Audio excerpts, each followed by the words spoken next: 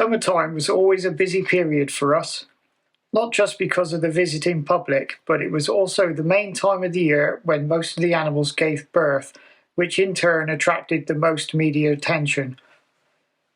Apart from the local news coverage of lion arrivals or endangered species births, we also had children's TV shows recording segues for their series or to do an entire show from the animal enclosures. We would often be a guest on the show to discuss what we did and to talk about the animals. A perfect platform to inform the public about conservation. On one occasion, Channel 4's Big Breakfast with Chris Evans and Gabby Roslin was filmed live at the safari park. It was an absolute blast. Keith Chegwin also came to film around the park and I escorted him to various points to film. He was very funny and we really enjoyed the day. Quite often, a film crew would use the park to recreate wild scenes for natural history programs. They would dress up an enclosure to make it look more authentic to a particular area of the world so they could get controlled footage of an animal reacting. We didn't mind this as it meant the animal involved got a bit extra to explore in its own enclosure, which is always good for enrichment. Sometimes the accompanying book for that series would credit us and include some photographs of the scenes we created.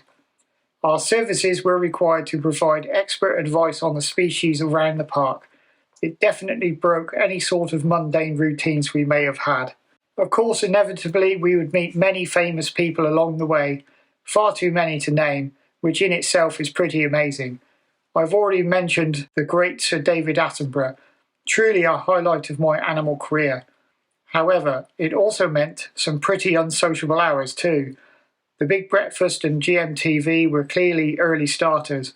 Usually going out live, they had to be set up and running with plenty of time to sort out any issues before broadcast. That meant being at work sometimes for 5 a.m. As we were open until 6 p.m, it meant that we couldn't go home early that day either. So you have to be prepared to work long hours when required.